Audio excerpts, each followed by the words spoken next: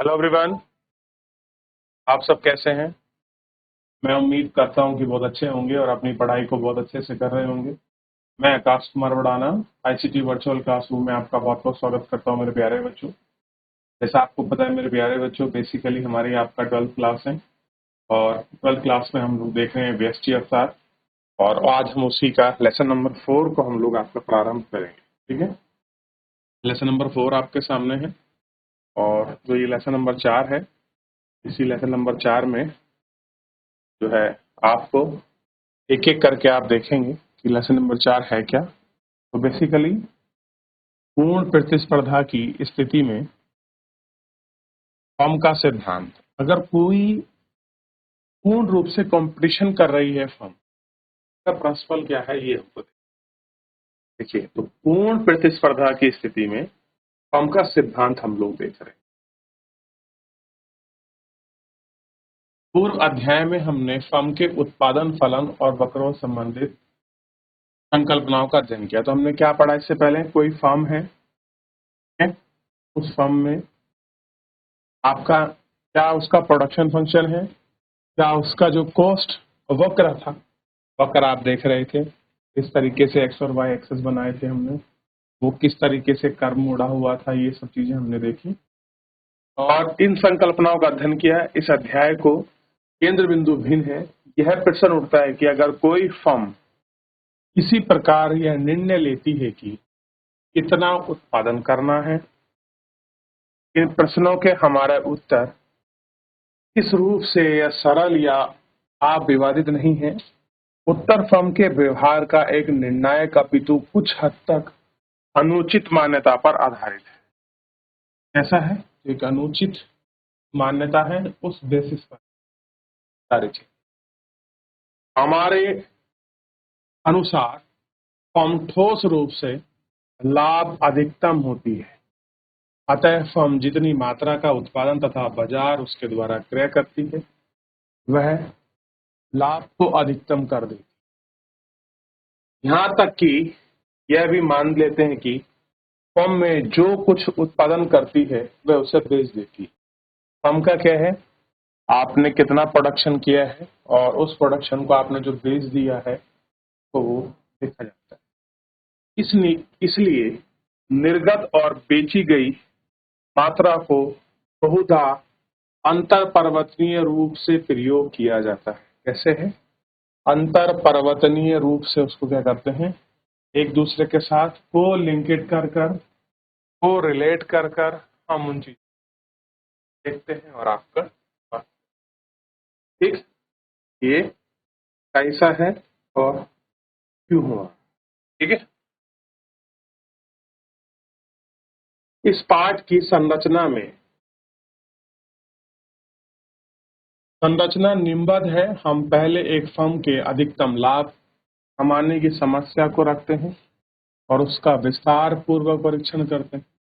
इसके पश्चात हम फर्म की पूर्ति वक्र को व्युत्पन्न करते हैं। पूर्ति वक्र का निर्गत का स्तर दर्शाते हैं। इसका चयन फर्म की कीमत के विभिन्न रूप पर उत्पादन करने के लिए करती है। अतः हम इस बात का अध्ययन करते हैं कि इस प्रकार व्यक्तिगत फर्म की आपूर्ति वक्र को समूहित किया जाता है तथा बाजार पूर्ति वक्र जो है वो आपका प्राप्त किया जा सकता है। ये सारी चीजों को हम आखिर में बाजार पूर्ति वक्र क्या है और कैसे हम इसको समाहित करें। ठीक है, इसमें क्या थोड़ा सा हम समझने का प्रयास करते हैं। जितना हमने पढ़ा है ये एक्चुअल में है क्या, किस तरह की जो थ्योरी है उसको एक्सप्लेन कर रहा है और क्या कुछ बताने में हेल्प कर रहा है।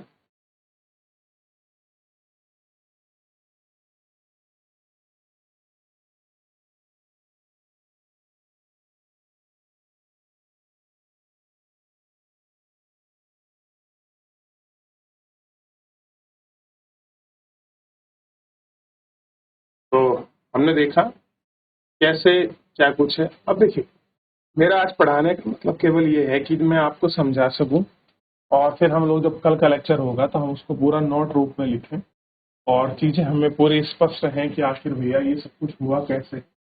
कैसे हमने किया है, क्या क्या चीजें, क्या क्या इसमें पॉइंट्स हैं, उन सभी पॉइंट्स को हम लोग एक एक करके पूर्ण प्रतिस्पर्धा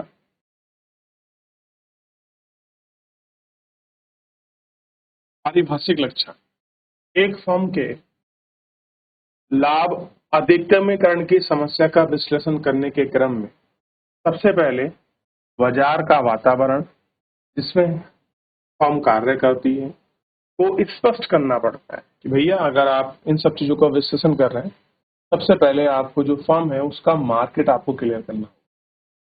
ठीक, इस अध्याय में हम एक ऐसे बाजार वातावरण का अध्ययन करेंगे जो पूर्ण प्रतिस्पर्धा करता है। क्या करता है? टोटल प्रतिस्पर्धा। एक प्रतिस्पर्धा है आत्मक बाजार में निम्न पारिभाषिक लक्षण होते हैं, जैसे बाजार में बड़ी संख्या में क्रेता और विक्रेता होते हैं। ठीक है, प्रत्येक फर्म एक रूप का उत्पादन और विक्रय करती है।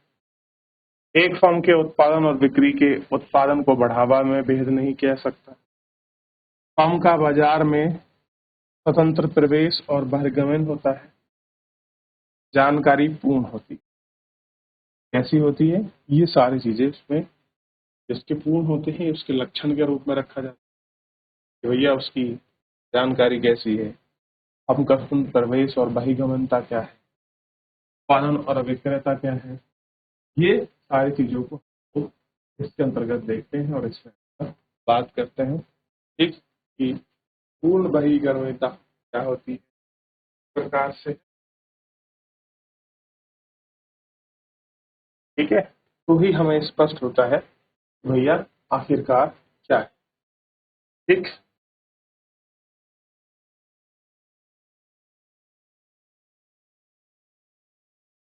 तो देखिए, बड़ी संख्या में क्रेताओं एवं विक्रेताओं की उपस्थिति का अर्थ है कि प्रत्येक क्रेता एवं विक्रेता बाजार के आकार की तुलना में बहुत छोटा होता है।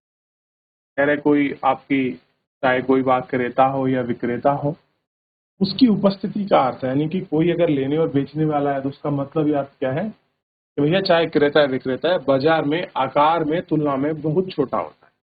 ठीक है, इसका अर्थ है कि कोई व्यक्तिगत क्रेता और विक्रेता अपने आकार से बाजार को प्रभावित नहीं कर सकता। यानी कि किसी व्यक्ति विशेष से जो है बाजार आपका प्रभावित नहीं कर सकता। यानी कि व्यक्ति विशेष से वो आपका प्रभावित नहीं हो सकता। एक रूप उत्पाद का आगे अर्थ है कि प्रत्येक फर्म का उत्पादन समान है, अतः बाजार में एक क्रेता किसी भी फर्म से खरीद करने का चुनाव कर सकता है और उसको समान उत्पाद प्राप्त होता है। स्वतंत्र प्रवेश का बहिर्गमन का अर्थ है कि फर्मों का बाजार में प्रवेश करना, साथ ही छोड़ना सरल होता है।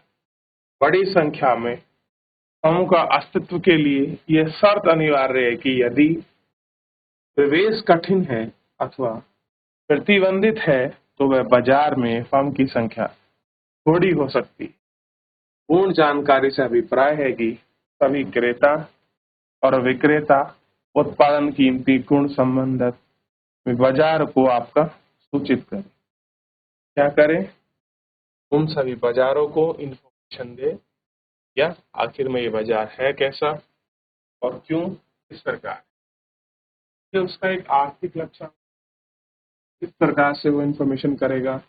बाजार में किसी व्यक्ति विशेष का कोई फर्क नहीं पड़ता, क्रेता इस तरह से खरीदने का चुनाव करता है, इन समान उत्पाद को प्राप्त करता है, उन सबको लेने के लिए स्वतंत्र है, और कुछ चीजें साथ ही वो सरलता के लिए उन चीजों को छोड़ भी देता है।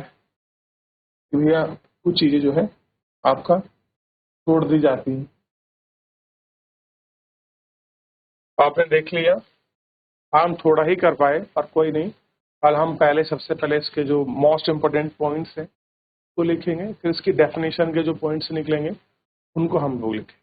क्लियर है? तो फिलहाल हम लोग आज के लिए इतना ही, मिलेंगे नेक्स्ट लेक्चर में।